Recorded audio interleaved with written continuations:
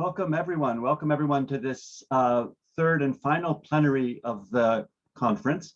I'm William Masters from the ANH Academy organizing team. I really have a tremendous privilege to welcome all of you here and to join myself what I know will be a really engaging, informative, and spirited conversation. We have stellar panelists for you and I hope great participation from all of you in this session. I'll introduce the session chair, Professor Michal Khan, in just a moment, but just want to start with some logistics. As you might know, this session will be recorded. It'll be posted on the ANH Academy website for those who can't join at this hour. Please introduce yourselves right now in the chat function. We want to know who you are, your name, the country where you're located, and the organization you work with, so we can know where we are all coming from. The mission of the Academy is to build this wider, more inclusive community for research than we had even just a few years ago. So I really want to thank everyone who's participating now, participated all this week. Don't forget to vote for your favorite posters. If you had the chance to be part of the poster session, very fun and engaging to participate virtually in that way. The voting ends at 3 p.m. London time in 3 hours today. So I'm especially delighted to welcome people who are joining the ANH Academy for the first time now this week, through our new website, through the new ways of interacting online. Until we can meet again very soon, I hope we'll do so just as soon as it's safe to meet in person. But I tell you, it's exciting to be able to span the entire globe right now. If you enter the country, the institution you're working with, in the chat box, we will all see that we can be part of a global community in a really extraordinary way and have this conversation that is so long overdue, so important, on this topic of decolonizing agriculture, nutrition, and health research. So after opening remarks from the chair, who I'll introduce in a moment, we'll have your comments. Those should go in the Q&A function. If you enter in the Q&A, then our session chair, Michal Khan, can easily queue up those questions for the panelists, and we can have a very rich conversation.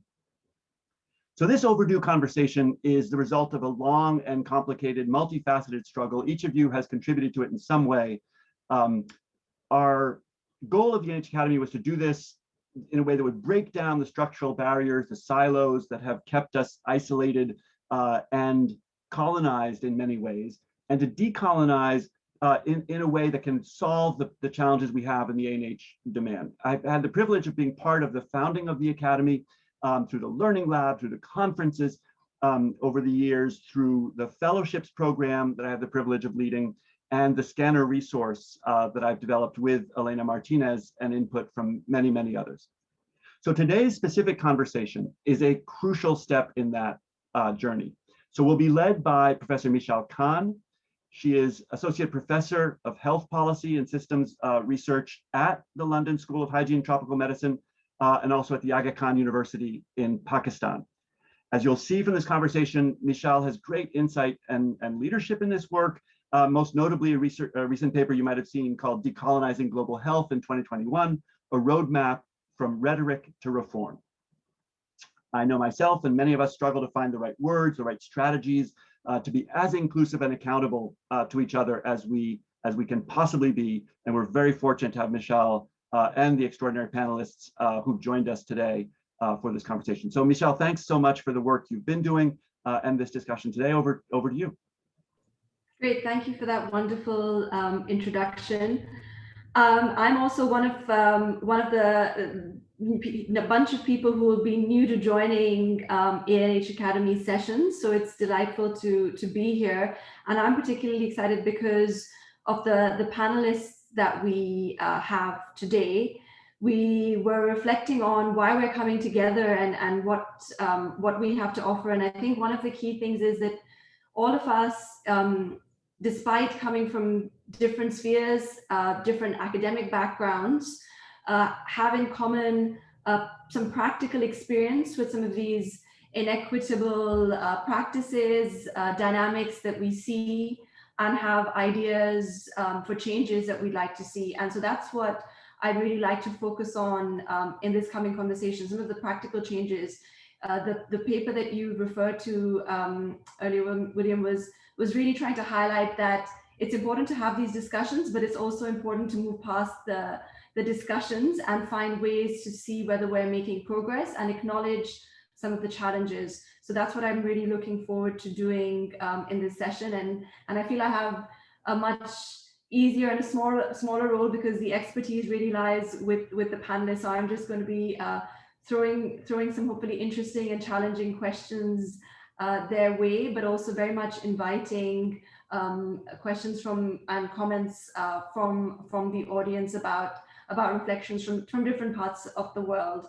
So without further ado, I'm going to introduce all the panelists and then present my first question to get the discussion going. So we have with us today first, so Aistu Jallo, who is the Executive Director of Africa Catalyzing Action for Nutrition, AFRICAN, which I think is a fantastic name. We've got Joyce Sackley, who's the Associate Provost and Chief Diversity Officer of Tufts University. We have Juguna Ngugu, who is the Executive Director of the African Economic Research Consortium. And we have Aditi Mukherjee, who is the Principal Researcher at the International Water Management Institute. And she also has an additional role that she's going to tell us a bit about, which I'm looking up here, which is as the lead author of the IPCC. So the panelists are welcome to add a bit more about themselves while they're speaking, but I will also invite them as part of their initial comments to share some of their thoughts with us about what this sort of decolonizing global health movement, what it has actually meant in their areas of work or in their parts of the world. What changes have they seen, if any, and what challenges have they experienced? So if I could maybe ask Aistu to kick off in the order that I've introduced. So just share some of your experiences with us, please.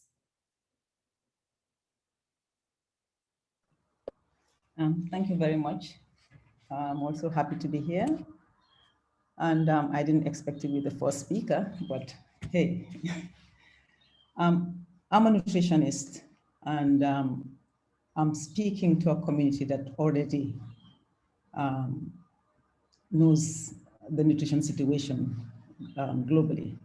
But I will just emphasize this, that my continent, Africa, is suffering from the triple burden of malnutrition: undernutrition, overnutrition with diet-related non-communicable diseases, and of course, micronutrient deficiencies.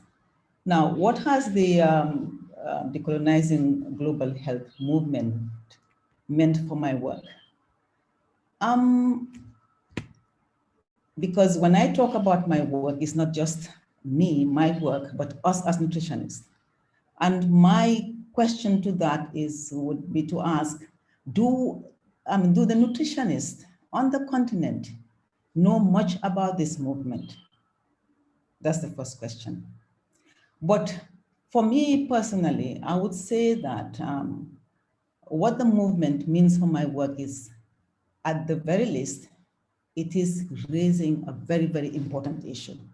It is putting the issues on the table, and it is engaging partners from across the different disciplines to actually think about this. So if nothing else, we're thinking about this, we're talking about this. Now, what follows, the actions that follow, we will wait and see, but I hope that it will lead to action. The challenges, of course, my number one challenge is the political will and political action. Because when you talk about decolonization, it's so easy to start off by talking about the ones coming in and colonizing research or whatever it is, the colonizing. But decolonization should start from within. And that's the challenge for me, because our own mindset from within. For example, how important is research to our national governments? How much are we investing in research? Our priorities must be seen as our priorities through our actions. So that is a challenge for me. And of course, our research institutions are neglected. we've seen the most recent publication in 2021 still talking about the problem, the challenge. So these are challenges that still remain. So as a nutritionist, when we're looking for homegrown solutions, when we're looking for indigenous knowledge, practices, and actions, we need to have our research institutions involved. But how can they be involved to the extent that we want them to be involved if we are not investing in them from within? So for me, for the time being, those are the challenges I want to put on the table. Thank you. Thank you, brilliant. I wonder if it'd be really interesting to hear, Aditi, your perspectives from India or South Asia more widely. How does this kind of resonate or otherwise with what you've experienced? Thank you, Michelle, and thank you, Isa. That was a very nice, I think, introduction to the topic. I kind of, this is not an area where I actually do research or I have expertise in decolonization per se. So most of the things, perhaps like you, Michelle, is something that I'm speaking from my own personal experience of having worked with the CG system for some time now. And I think when I first joined the CG in around mid-2000, there was a lot of discussion about making CG more inclusive and more gender, inclusive, so that you have equal representation of men and women. But I don't think there was equal emphasis on also emphasis on having voices from both the global north and the global south being heard equally. And I think that way CG has come a long way in that regard. And so overall, I think I have seen a lot of changes happening in the work, kind of work that I do. For me personally, going to a new country and starting to do work. So I work on water mostly. I work on water, irrigation, access to agricultural water, those kind of issues. And quite early on, for instance, I had a project in the Nile Basin, and I just realized how challenging it is to go into a new country and start that work, even if you have read up almost everything that you can lay your hands on. You somehow or the other would always miss the context because you're simply not a part of that culture or society. And that, I think, personally made me aware of the importance of having people who are more grounded in those situations. And that also made me often wonder about the kind of research that often happens with somebody coming in with a short of 1 to 2 months and then writing a paper based on it. I think those are the kind of things that made me think, how can we unpack this better? How can we actually say that context is extremely important, and so you really need research partnerships, much more equitable research partnerships, have the country partners involved right from the very beginning, from conceptualization. So I think those are some of the experiences that I have had vis-a-vis this particular topic. So, yeah. Yeah, thank you. I mean, I think one of the things that comes to my mind is that it's so powerful, but if I turn the question to Juguna, like, how are we seeing more of this realization of this importance of local context and connections? Because if I speak openly, it should be obvious, but are we really seeing that being translated, and what are the barriers to having that become part of sort of the day-to-day practice? Thank you very much. And let me say that I'm very happy that I was invited to this platform. I think I met Sunita in one of our sessions. We were talking about agricultural food policies and nutrition outcomes in Africa. And I think it's one of the projects that we have managed to cover at the ARC, funded by the Bill and Melinda Gates Foundation. But the most important thing was actually to look at the outcomes of nutrition in terms of what is happening. But my main drive was that we needed to bring more nutritionists to work with economists, because this is where we would like to change the whole the whole setup. And for me, that is very, very critical, because we have seen now even the current thinking is about human capital or private investment in human capital, health and all that. But nutrition becomes a very focal point. And that's why I'm becoming very, very interested in this decolonizing. Actually, I had to go and check, what is decolonizing mean? Does it mean? Then I realized that African Economic Research Consortium has been working in this area to build capacity across sub-Saharan Africa. We have collaborated with individuals, and we have supported public universities to actually deliver graduate programs. So we thought that, and this is for the last 33 years, since 1988, we thought that once we populate critical institutions in governments, then it means that it will be much easier, one, to understand the policy paradigm, two, to shift the policy making process in a better way. And for us, we wanted to make sure that those people entering that fray of public policy making have the understanding, the capability, and the capacity to push reforms. And that is for us very, very important. And that's one side of it. That's where nutrition, food policies, agricultural and food policies and nutrition outcomes come in, because they are very, very critical.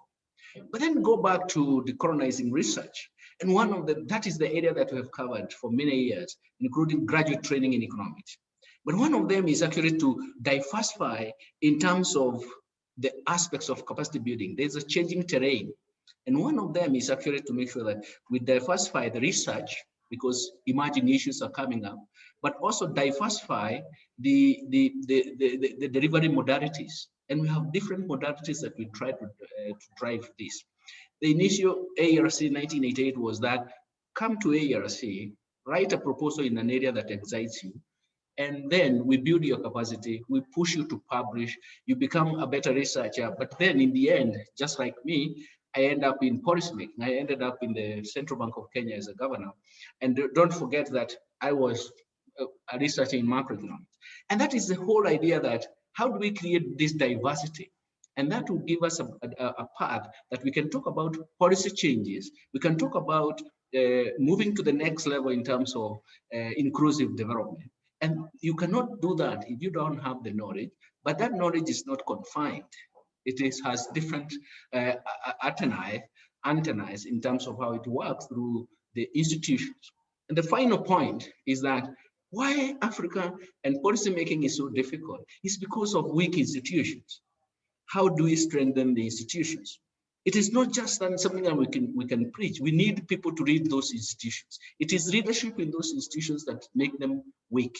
I think I stop there for now. Thank you very much. Yeah, thank you. So Joyce, would love to hear from you about what's happening in your sphere with regards to these conversations and the changes or the challenges that are coming about.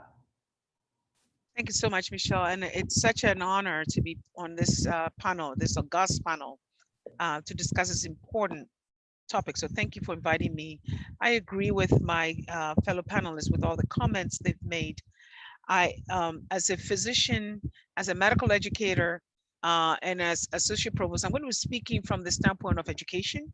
I don't actually directly do work in research, although I support faculty and students and staff in doing so. So I have to say that when it comes to progress, I would say a student's perspective, I've watched them change in a way that gives me hope. Students are beginning to ask fundamental questions that lead you to believe that they are very much aware of the dynamic of power and privilege when they're working in the international sphere. And as the Dean for Global Health, I specifically support students of all disciplines to do global health in international settings. So the fact that we have the next generation of practitioners and researchers asking questions, looking at issues, whether it's research or education or partnership, with an equity lens actually gives me a lot of hope. So in terms of what I've seen in the health space, and as somebody who's also working at a medical school, I would say that we have a generation of students who are very much aware of their place when they go into communities, especially in the global South. Of course, we help that a little bit by whom we select to go abroad, and also as part of our pre-departure orientation, we talk about the importance of a community-centric approach to the work, whether you're doing research or clinical work. So that gives me hope. In terms of the challenges, I have to say that the efforts to have a more reciprocal relationship, whether it's in research or education, with our partners in the Global South, is hampered by the lopsided availability of resources. So I'll give you a for instance. We have students who, once they are selected to go abroad, and we have sites in India, in Ghana, in Namibia, in Guatemala, in Panama, and so on, that they also get funding from Tufts University to do their work. The students in the countries that we partner with do not necessarily have access to the travel fellowship that our students have access to. So even the reciprocity is not really manifested in terms of the free exchange of ideas with students coming. We have some students who are able to come to Tufts, but not all the students. So that's just an example from the student perspective of lopsided resources. The other thing is that while we are now having increasingly partners on the ground who are working with our faculty and our students, by the way, I think we have a long way to go to actually have that manifested all the way to the manuscript preparation. So we've had instances where literally research is done with the support of faculty and students on the ground, maybe staff, but then when it comes to publishing the paper based on the work, people on the ground are actually relegated to the acknowledgement section. And that's something that I've been trying to change, to sort of say it is critically important that if you're truly partnering with somebody, say in Ghana, you need to make sure that person is a co-author, offer that opportunity. And they may decline it, but you cannot go and write an article for the New England Journal of Medicine based on the work that you've done, that your colleagues have labored over, but somehow you get the glory because you are now the single author on the article. So opportunities for really co-authorship is one of the ways in which I think we need to push this and really manifest it, that we are truly working collaboratively. Now, in terms of decolonization, I think that I would break it down in terms of the practice itself of really working in a way that really tells me that you're working with a decolonizing lens, but also there's a mental mindset that we need to work on. I think that's probably the hardest to change. So while we have seen efforts to change policy, such as what I've described at Tufts University about how our students and faculty work with colleagues in the Global South, the fact of the matter is that there is also a mental mindset that we need to change. And I think that we got a long way to go to actually tackle the issue of really viewing colleagues from the Global South as equal partners in the work that we do. And along with that comes also the access to funding. So many of you know that there's been increasingly funding that has appeared, USAID, philanthropy, NIH even, that makes it possible to now apply for funding and insist on having a collaboration, multidisciplinary team, working with the Global South, Global North. And the fact of the matter is that that research, the funding for research is still pretty much not accessible by our partners on the ground. And it takes really work on our side because of the way funding is sort of structured. It takes a lot of deliberate work on our side to do the heavy lifting of doing the grant writing, while at the same time building local capacity so that we're not always the lead PIs on these research grants. And I'll stop there. Fantastic. There's a lot there, and I mean, I think thank you for being so open and honest about what, you know, some of what you've seen, but also the optimism that we might hold with respect to students. So the next question that I would actually really, it's great to see the movement on the chat and also see what other attendees think. So I will open it up in a minute, but before that, ask our panelists one other question about sort of how would we know what progress, whether we're making progress, and other examples of concrete positive changes we've seen, sort of reflecting on this shift from rhetoric to actual reform. So I'm inviting Aditi to start us off on this, please. Thank you, Michelle. And I would follow up with what Joyce said. So much.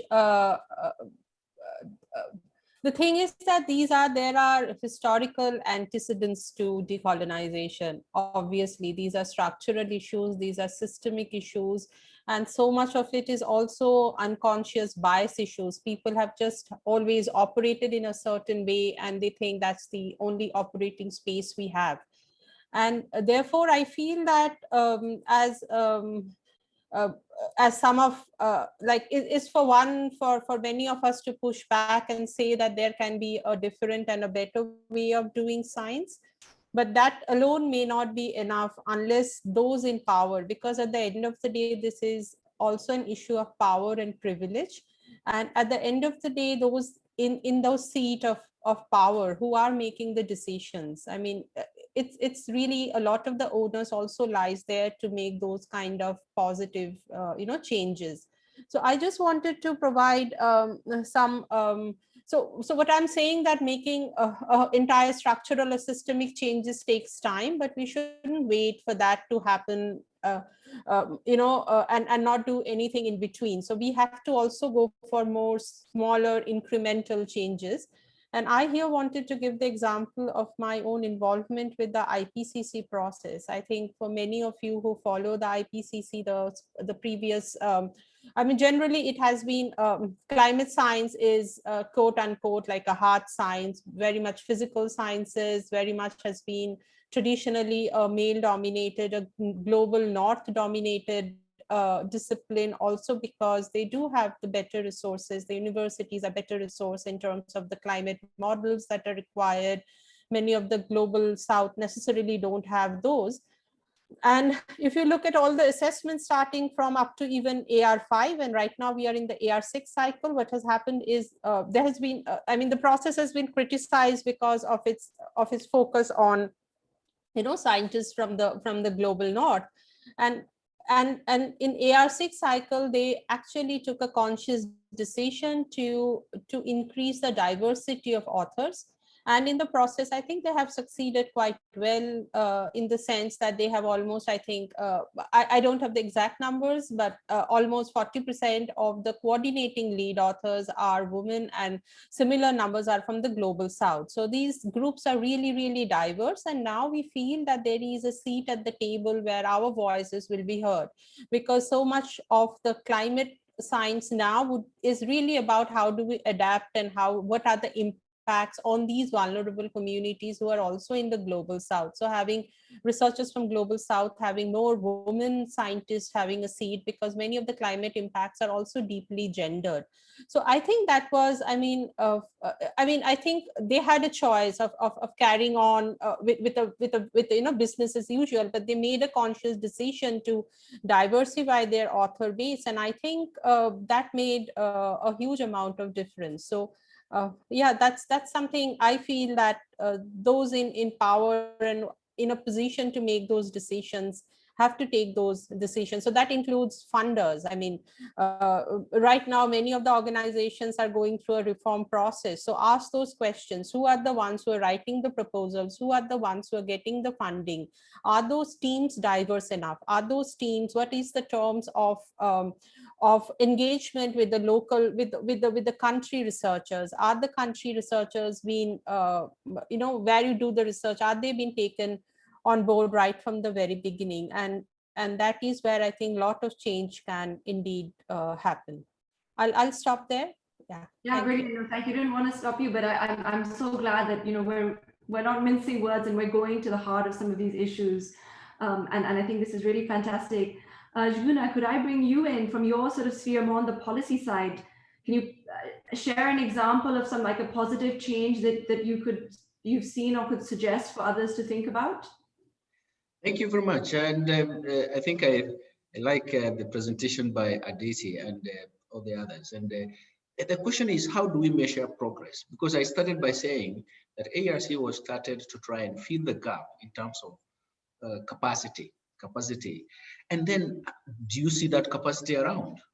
The answer is yes. If you look around in African institutions today, you'll find that ARC capacity, especially economic policymakers, are reading the institutions, critical institutions. They are reading think tanks. That is, individual capacity building has worked. If you look at public universities, we have actually helped them to actually mount quality degree programs and retain those trained people in those public universities. I remember I went to in some universities trying to introduce this way back in 2000. Now, what about policy-making process? For us, the whole research capability is actually supported by a network of resource persons globally. Some of them are coming from the North, others are coming from the African settings, and others are coming from Asia. So we have a network of resource persons that support the research capability.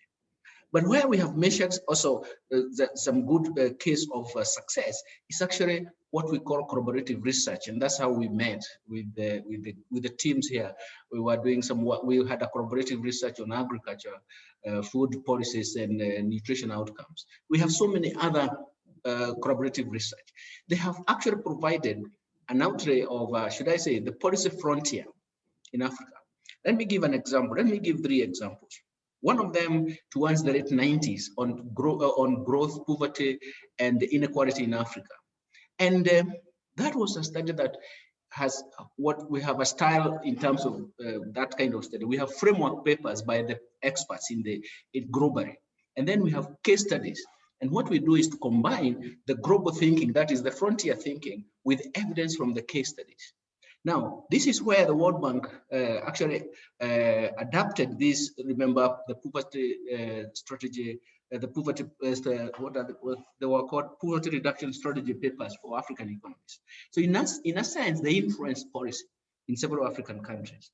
The second one that we have covered in the same period in the 2000 was this public service delivery indicators by the World Bank. Again, this is work that was coming from the African Economic Research Consortium. Currently, and I'm in another session, we have been talking about where are we going in Africa in terms of the path for development.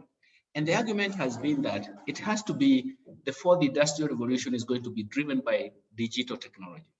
And then the question is, which countries are adopting this? And if you look around, you'll find that most of the African countries, starting with Kenya, they are the ones that started the digital financial services. And was one of the pioneers who led to this policy, mobile phone digital transactions platform.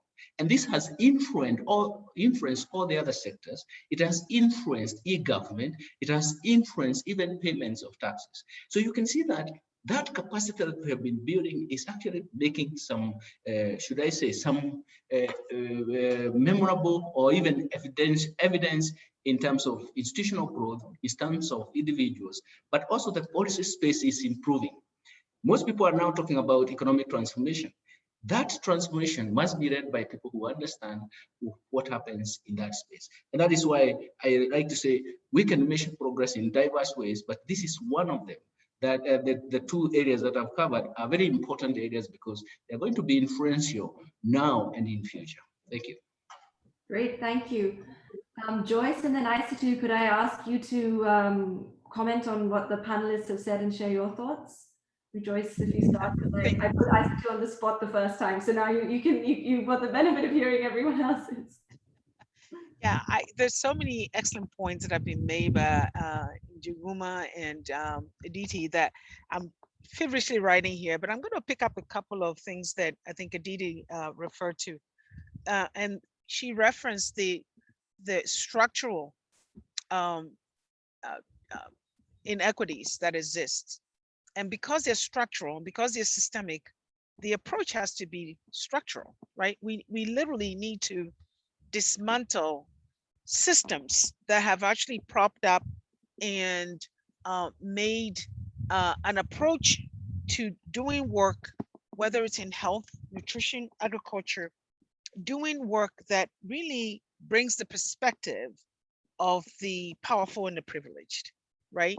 The powerful and the privileged, in this case, I'm defining it as those who really hold the purses, those who have the access to resources, those who are the funders, those who get to dictate how the funding is then used, right? So that in fact, people who are working in Global South have to then respond to policies that have already been set. The agenda has been set. And so how do we go about doing that? Well, I have to say, I have been impressed by I mentioned earlier about my optimism based on student work.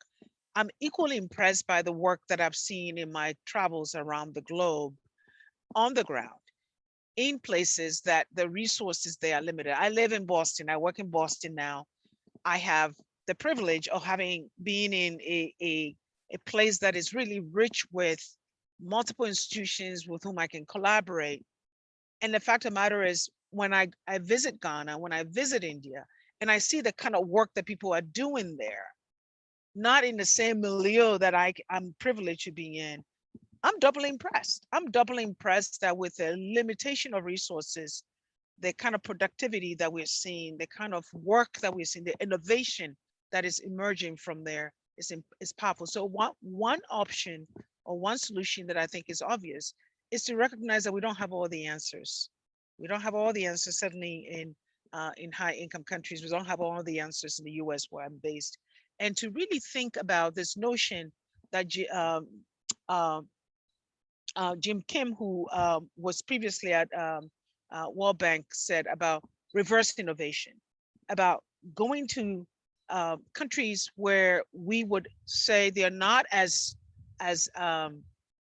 resourced as we are, but going with an open eye to learning from them, because after all, they're working with limited resources, and that's the margin. That's where innovation emerges.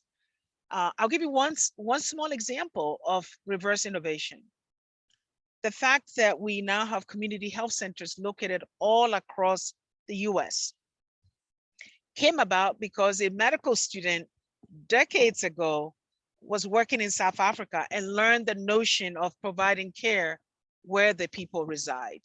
And that notion was what Jack Geiger then brought to the US and introduced the concept of the first community health center, actually in Boston, not far from where I live.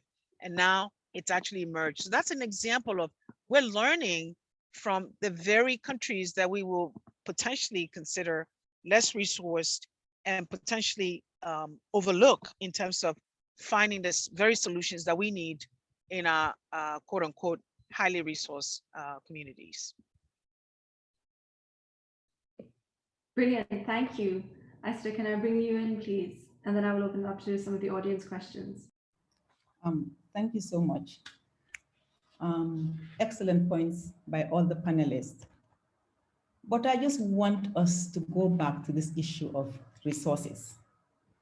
We all know that she or he who pays the piper calls the tune.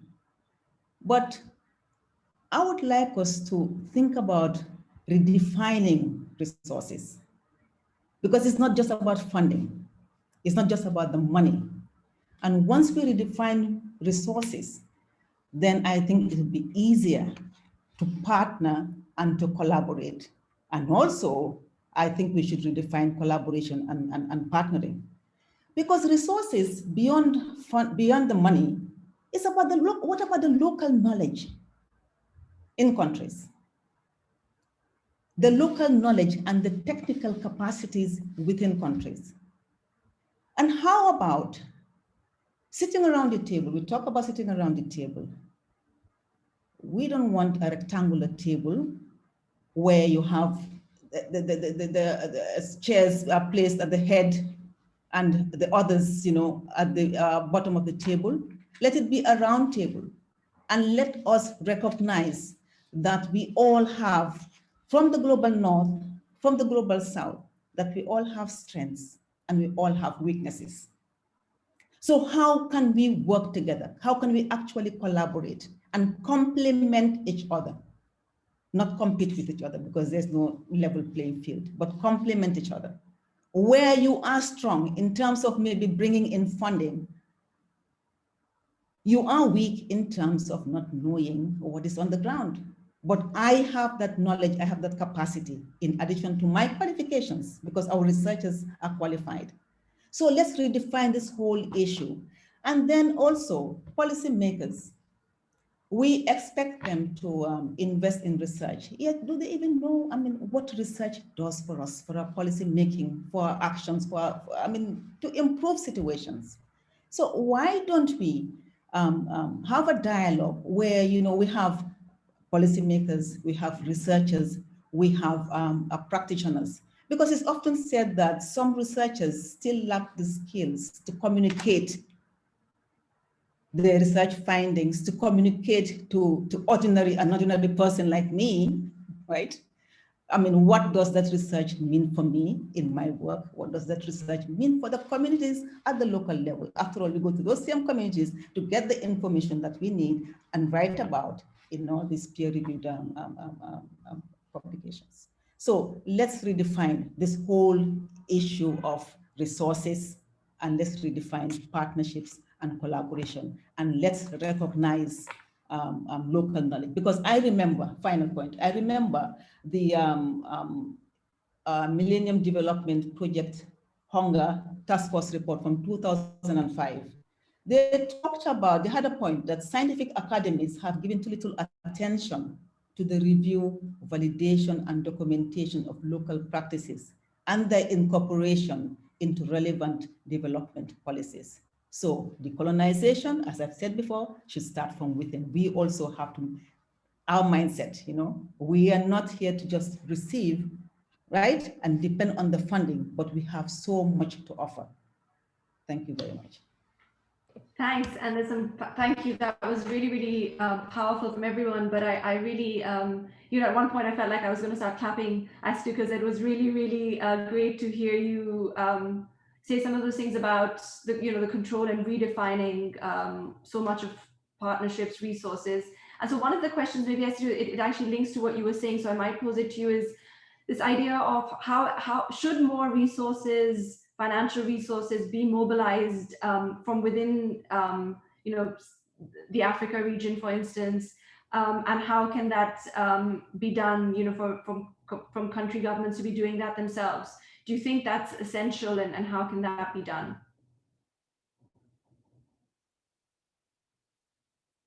Do you have any? Do you want to? This is for any of the panelists. Are you talking to me? I'm yeah, sorry. Yeah. Following on, I wanted to give you a chance. It was sort of reflecting on what you'd said, but anyone can answer. The resources from within. Yeah. How do we? Is that essential, and how do we do that? Yes, but first of all, we have to get the policymakers to understand that we need research. Right now, we have a problem. Let me use the nutrition situation. We have a challenge, the triple burden of malnutrition, and we're saying we won't reach the 2030 SDG goal, not even the 2025 Malabo Declaration, where nutrition security, Malabo Declaration on nutrition security. So how do we get our policymakers to understand that we need the research, because we need to investigate the local practices, for example. I'm not ruling out, what the other research that's being done, because all research is important and should complement each other. But how can we get them to invest? Look at our research institutions right now.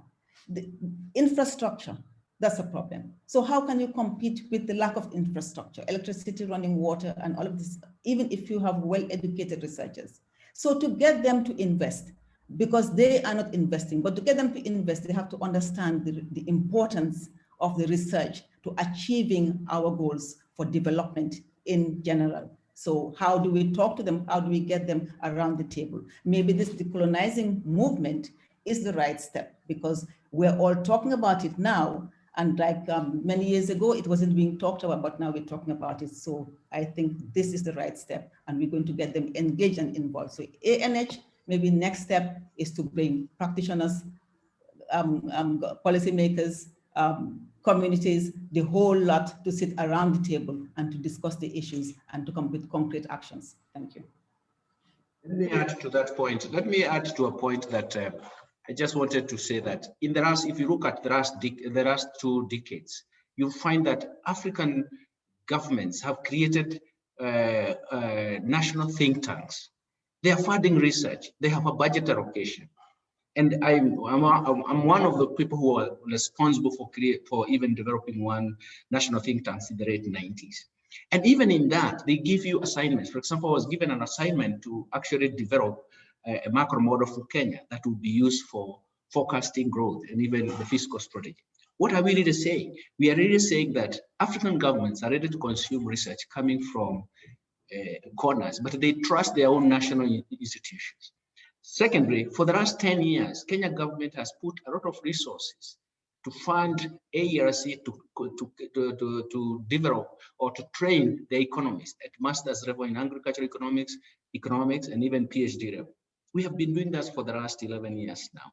So you can see, now what happens? You find that bilateral governments, and like the UK is one of our funders, Swedish government is one of our funders, private foundations have been funding ARC and even the national think tank to produce policy relevant research that is going to be used for research. So time has come that they can actually process and consume that research. It is not researchers talking to each other. It's a question of policymakers can now call a national think tank or even call at ARC and say, we want to solve this problem. How do we deal with it? And right now, for example, I'm in several committees like climate change, fiscal policy for climate change. So it means that time has come. So it's a question of now we have to speed up the capacity building so that we are not checked by lack of capacity. And that's the point I would like to add in that. Thanks. So I'm going to jump to another really interesting sort of question and discussion in the chat, which is around the language, this terminology that we're even using about decolonization, and whether that reflects something that the origins of this movement itself, and also the idea that in some of the high-income country institutions, global health it's referred to as public health, and this global health versus public health in language use as well. So Aditi, maybe if I would pose this question to you, reflecting on the South Asian context, do you feel that the terminology around decolonization and this idea of this movement is something that has like local ownership there as well, or does it feel like something that's a movement happening in higher income countries? That's a good question, Michelle, and I don't think I know enough to answer that satisfactorily. I do think that there is certain amount of local ownership, certainly. I mean, in South Asia, many of us have personally experienced let me put it, been at the receiving end, in the sense that we have all faced extractive research practices, and we have just not been happy with that. But the other thing I also am seeing increasingly is this dissatisfaction of who represents global South, for that matter, even. So I do see a lot of work. Well, I don't know if it's a lot or not, and my own knowledge in this is pretty limited, and it's really limited to the Twitter feeds that I get, and that's not, of course, a very comprehensive view.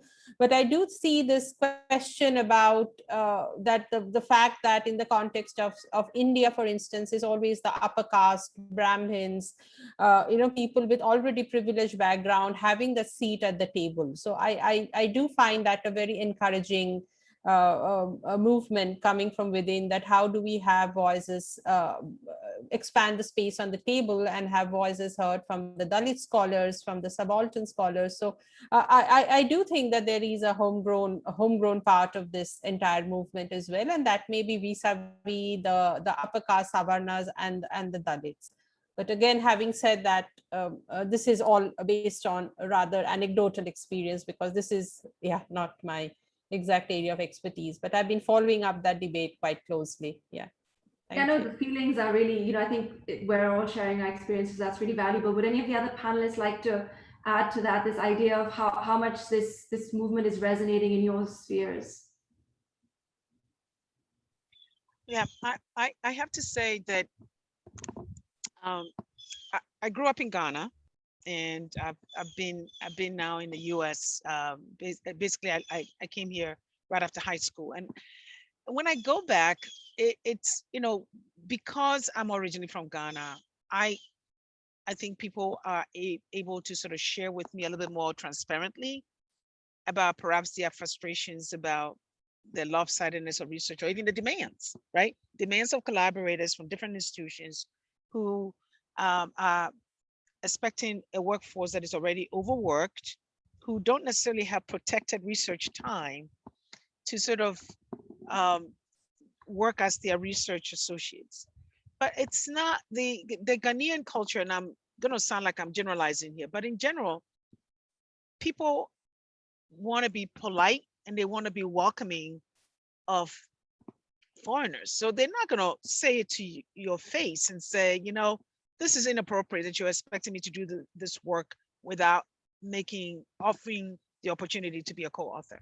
So I don't hear it as forcefully as one might expect coming directly from there. The other thing is that the fact of the matter is, people are fairly much aware of the lopsidedness of the power dynamics, right?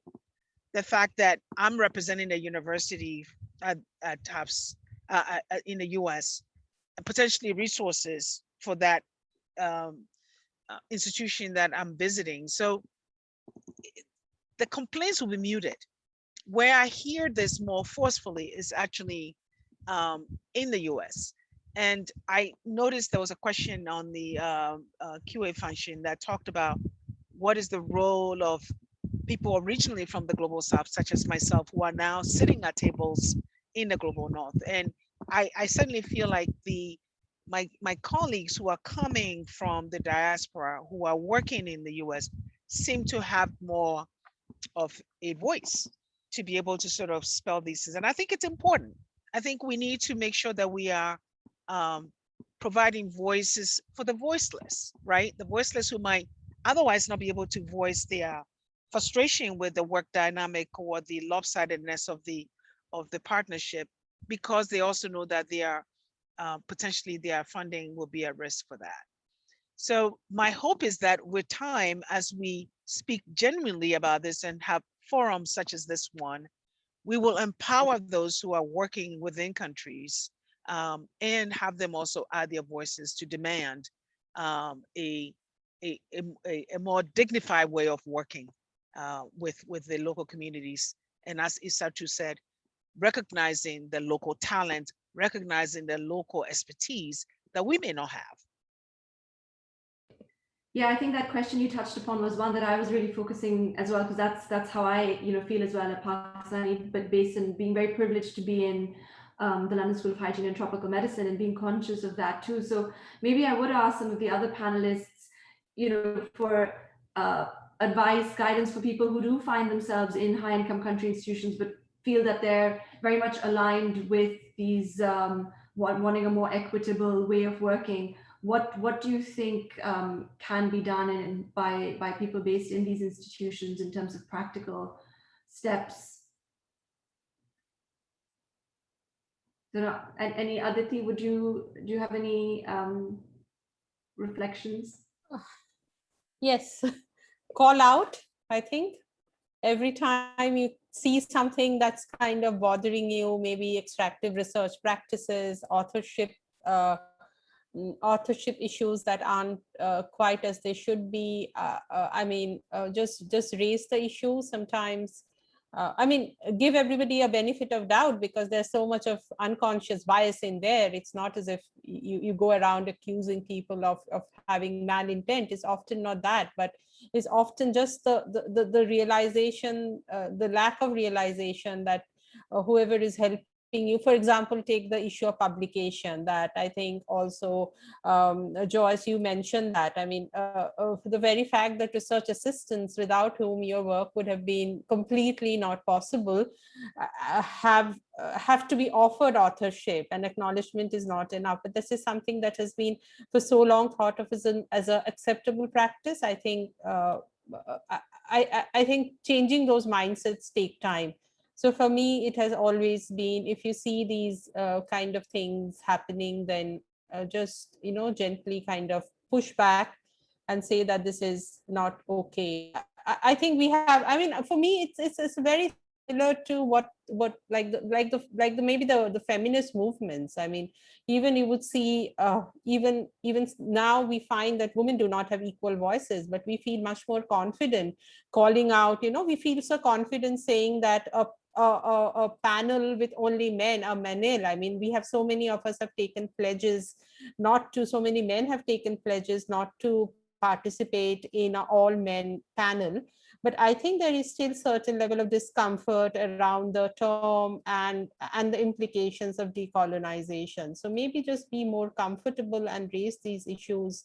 Be a bit more bold. I think that's what I would say, especially if you have a place of privilege in these organizations. Yeah. Esther, please go ahead. I talked about mindsets from within, changing our mindsets from within, but from the other side as well, because I've seen situations where regular, normal people in their own countries come to our countries and immediately the attitude changes, because it is now, we're now seen as a donor, as a funder, and the others as beneficiaries. So that mindset should also change. And that change can only come about with the training they also get, because it's also part of, you know, how maybe they've been trained and the work environment in which they operate, where discussions are held and where, you know, they're, I mean, donors versus beneficiaries are not really partners, equal partners. So I think that is also a very important thing that should be addressed. Thank you. There's a final question, and then I'll do a wrap-up question. But Juguna, if I could ask you this question that's come up about sort of within country sort of power asymmetries and dynamics as well. We've been talking a bit about cross-country. Do you have any thoughts about how those can be addressed or better vocalized? I know Aditi touched on some of this, but I would be interested to hear in your context as well. Sorry, you know, this is one of the constraints that we face is power outages. You didn't realize that I wasn't with you for some time.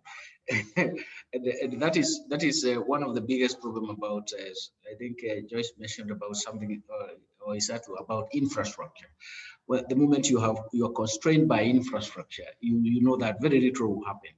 Everybody has gone into the digital space, and we have actually students, graduate students all over sub-Saharan Africa, and we are using the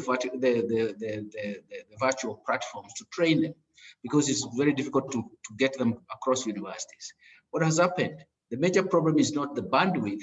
The major problem has been power outages, and that is a very important area to look at. I think the discussion has gone into terms of policy space and even how individual countries manage. But I think one of the characteristics that we find across countries is that when there is raw capacity, obviously it's going to be very, very difficult in terms of policy, should I say, adaptation, or even adapting to new solutions.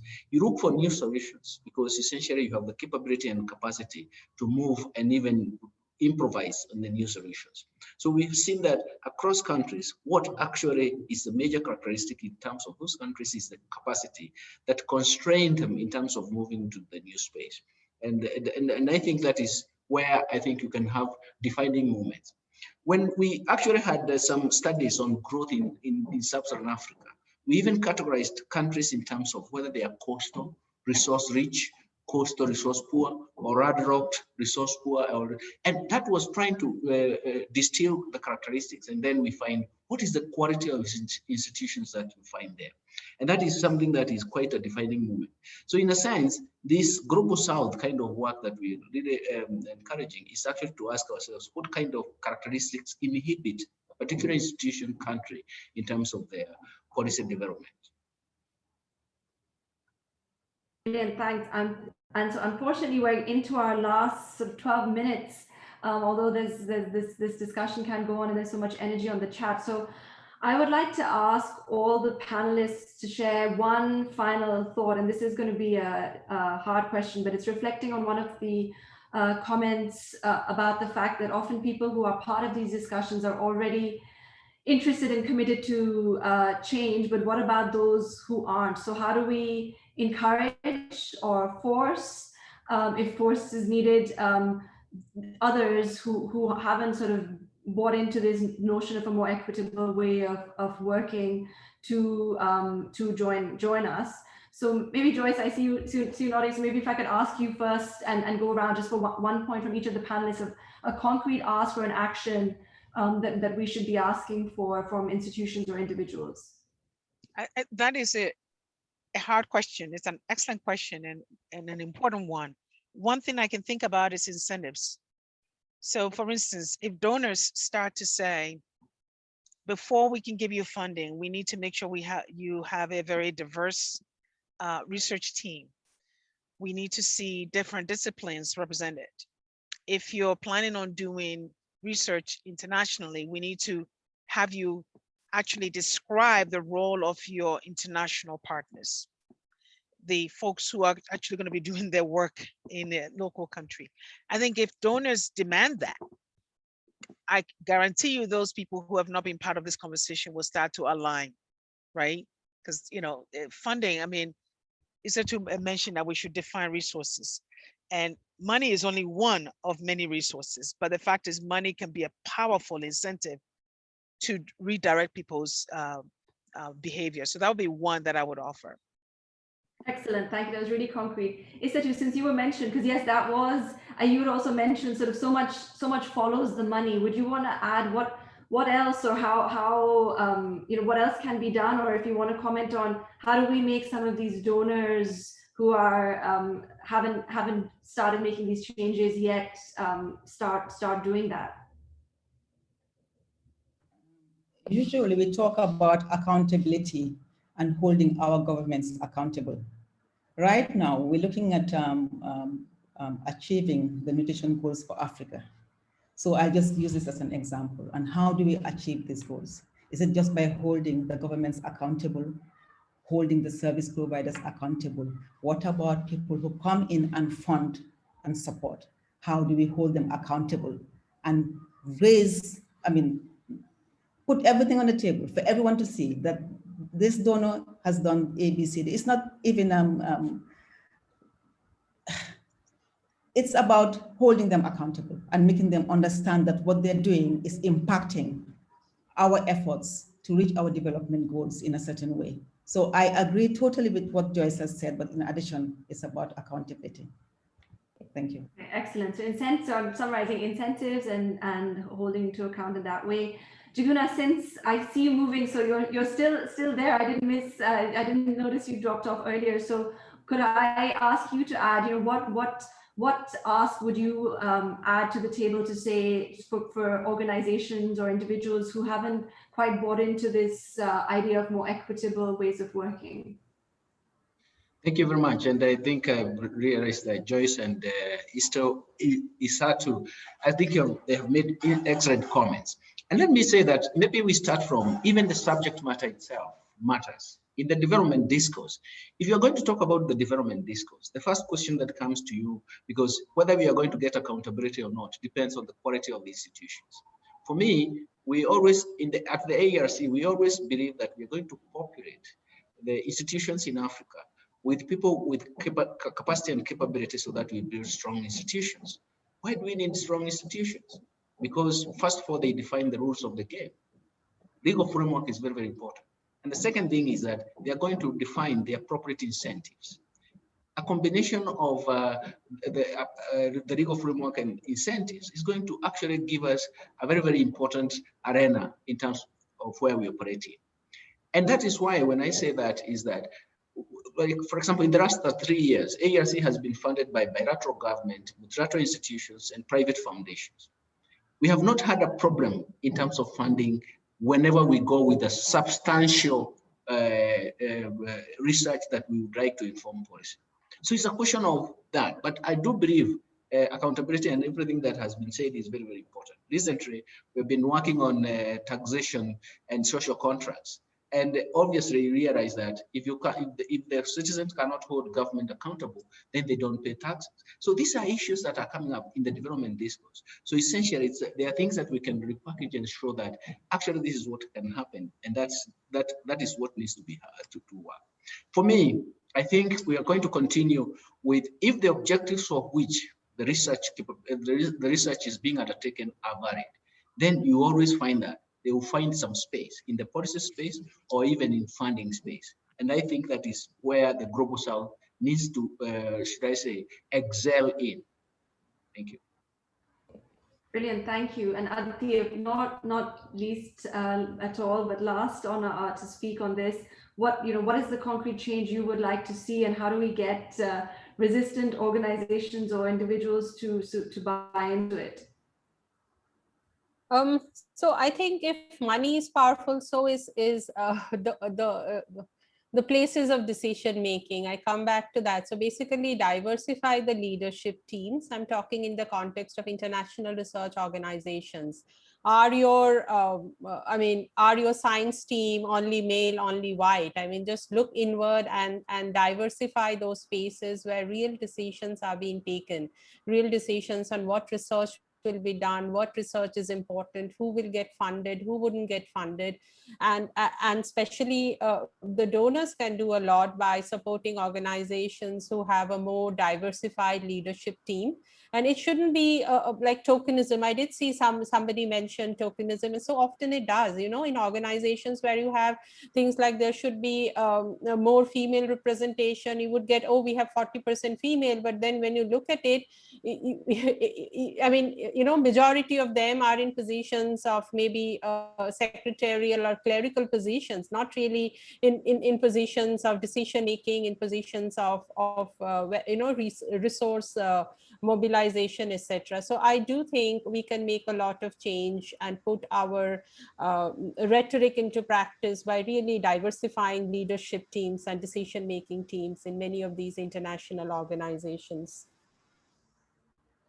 Thank you. So I'm going to use the last minute or two to summarize, so these sort of 4 concrete suggestions I think are really, really valuable, and it's quite rare in a short panel to be able to discuss so much and also come up with some suggestions. So what I've heard you all say is that to move ahead, donors and funding is really, really important, and incentives that come from those donors can shape things. But when I asked, well, how do we make donors change or decision makers change, Aditi, your point about diversifying who's making those decisions, but really truly diversifying and not just tokenistic. And then Aistu also mentioned that to put more pressure on that, there has to be some holding to account, and perhaps showing or exposing, holding a mirror up to some of these organizations about what they're doing and the impacts that they are ultimately having there. And then the point also about making sure that local institutions are really strong so that they can also play this role in setting the discourse. So I think that's really, really important. And I think just to close, I was reflecting on this idea of moving away from the tokenistic and keeping with the fantastic analogy that I said you used about the table and redefining the fact that there should be a head of a table. I think that was really powerful, that there needs to be a rounder table so that we all recognize each other's strengths, but also as we're changing this idea of diversity, the idea that if people are invited to the table, but the menu is already decided and the dinner is already being eaten and you're just sitting there and watching other people eat, which I think a lot of us in practice have experienced, then it's not a satisfactory change. So it needs to be much deeper, and that has a role for all of us. So perhaps I'll close on that. We've had almost more than 100 people throughout the session, so it's been fantastic. And I will hand over to the organizers, but not before thanking all the panelists and all the participants. And I will do my best on Twitter to share some of these insights, as I've been taking frantic notes as well. And I think the insights are going to be really valuable for a long time to come. Thank you.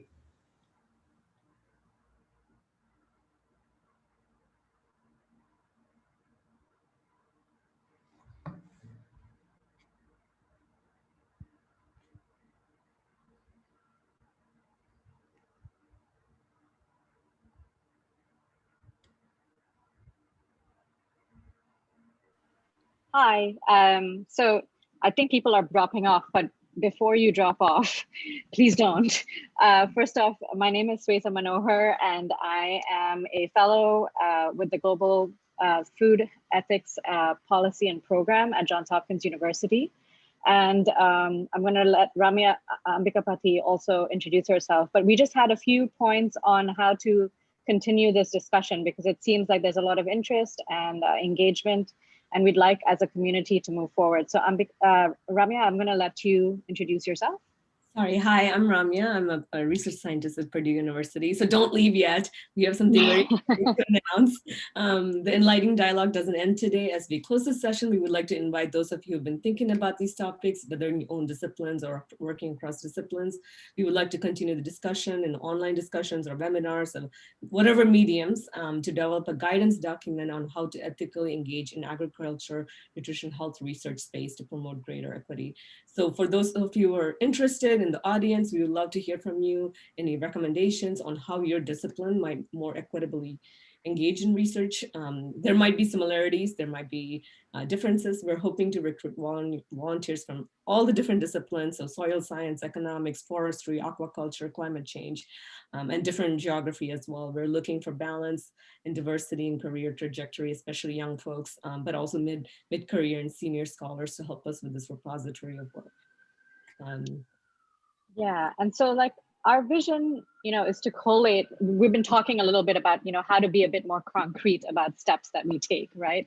Not just talking about the issues. So our vision is to really collate an initial disciplinary feedback on a working document with a set of guidance on practices or pledges from each discipline on steps to undertake more meaningful collaboration that acknowledges historical and present day asymmetries in the way we undertake our work. So we're hoping for volunteers, whether you engage in the longer or shorter term in this work, that there will be minimal burden in terms of your effort and contributions, but really it's about sparking ideas, and we will do the work of collating those ideas. So hopefully we can have some consensus. And so your involvement could run the spectrum from sharing articles or Twitter discussions that have been shaping your thoughts and practice on these topics to collating and summarizing the information. And the extent of your engagement is totally dictated by you, and your involvement will guide research, we're hoping, in this community of ag to health and nutrition practitioners. And the ANH is a great place for that because it's just been a very rich and supportive group of people and community. So as such, we hope that there will be a diverse group of people who feel solidarity with this cause and hope to and choose to engage with the Academy in this way. So they're both shorter and longer term ways to engage. And so shortly after this session today, we will be sending around a form to complete, stating your name, discipline, career level, geographic region, affiliation, and your interest in contributing to this ongoing discussion, or any kind of, thoughts that you really have to get down on paper in terms of what your discipline could do to help even the playing field more. And yeah, that's really all. It's a call from us to keep this discussion going. And that's it. I think I'm going to wrap it up and maybe throw it back to Michelle. Thank you all. Let's keep the discussion and the pressure going. Thanks all. Thank you. Thank you. Thank you very much. And when I want resource persons to help us in various areas, I will come to you. Thank you very much. Thank you very much. We need support. We need to support young researchers, and we need resource persons, and especially women, to help us in that area. Thank you very much. Thank you, everybody. Thanks, everyone. Bye. Take care. Bye. Bye. Thank you, everyone.